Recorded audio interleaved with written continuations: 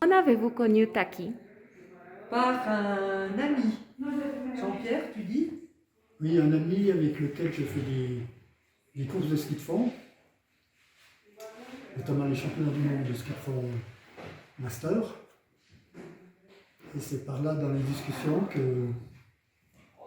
qu'on a parlé de la Bolivie. Parce qu'au départ, on voulait aller au Pérou, comme tout le monde, au Machu Picchu. Et puis finalement, cet ami nous a orientés sur Taki et sur Anne.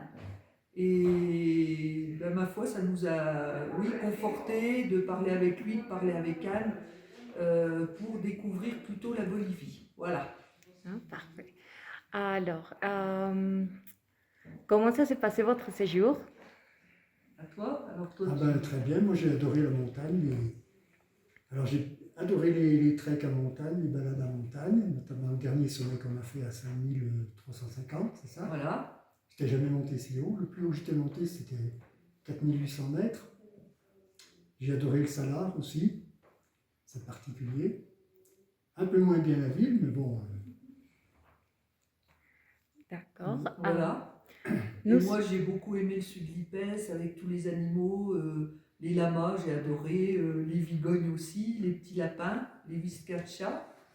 Et puis le côté complètement sauvage. Et puis, alors il y a un truc qui était quand même très génial, c'est dommage pour les Boliviens et le tourisme, mais c'est qu'on était quand même tout seul. Et je pense que quand on est tout seul dans le Salar, c'est pas mal. Et quand on est tout seul dans l'hôtel du Deserto, c'est bien aussi. Enfin, on était privilégiés parce que du coup, il y avait le guide, il y avait nous, et puis il y avait la nature, finalement. Et quand on était sur les lagunes avec les flamants roses, c'était magique aussi, ça. Ouais, c'était bien. Ouais, vraiment. Comment ça se passe au niveau des services avec Taki? Les chauffeurs, les guides et tout ça. Vas-y. Ah ben, les chauffeurs, je tire mon chapeau aux chauffeurs parce qu'ils sont très sympas. Et puis surtout, je pense qu'ils nous font découvrir des choses qui sortent un petit peu de l'ordinaire, des choses un petit peu originales. On va dans des coins où je pense que personne n'irait, avec des contacts avec la population. Et ça, je pense que c'est très sympa. Et c'est grâce aux chauffeurs aussi. Voilà. Et puis au niveau culturel, bon, on a eu un super guide aussi sur la ville ici à La Paz, qui nous a emmenés aussi au lac Titicaca. Ben, le chauffeur nous a accueillis, il faut dire, à l'arrivée à l'aéroport à 4 heures du matin avec Anne. Là, il va aller nous rechercher, il va venir nous chercher à l'hôtel à 3 heures du matin pour repartir. Et puis, enfin, ils sont tous super, comment dire, aimables et puis impliqués. Voilà, ça c'est bien aussi. Ils ont envie de donner le mieux de ce qu'ils peuvent. Et à tous les guides qu'on a eus avec Taki, c'était pour eux la première fois. On était les premiers Français à revenir dans le circuit touristique.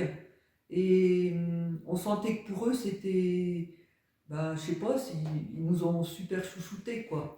C'était important. Et ce qu'on a regretté, parce que jusqu'au dernier moment, on ne savait pas, parce que quand on regarde le site du ministère des Affaires étrangères français, il indique qu'il faut, ben, comme pour aller n'importe où, le test PCR, une assurance médicale qui couvre les frais si jamais on est atteint du Covid. Mais en plus, ils nous disent que quand on arrive en Bolivie, on va avoir 7 jours de confinement.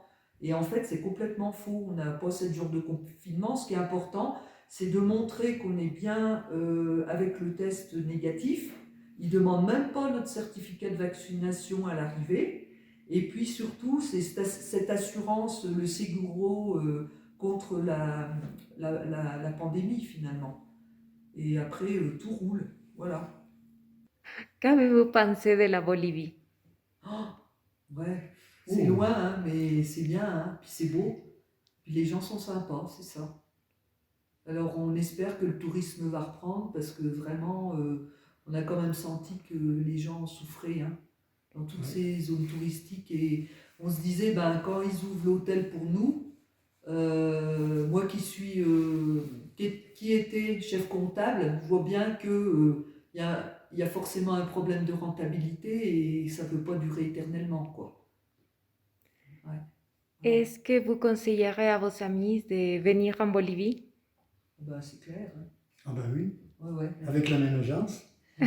Oui, parce que c'est vraiment une destination. Bon, on a fait quand même beaucoup de pays dans notre vie. On est allé au Japon, on est allé en Chine, on est allé au Vietnam, on est allé où? Toi, tu es allé au Masai Mara en Afrique. Oui. Bon, après les pays européens, on est allé aux États-Unis, à l'île de la Réunion. Et puis ça, c'est une découverte. C'est On vrai que se c'est un pays disait, qui dépayse beaucoup. voilà, on se disait qu'un jour on aimerait faire un pays d'Amérique du Sud une fois dans notre vie. Alors peut-être il y aura d'autres fois, on ne sait pas maintenant qu'on connaît. Voilà, mais c'est beau, hein. Et le mot de la fin.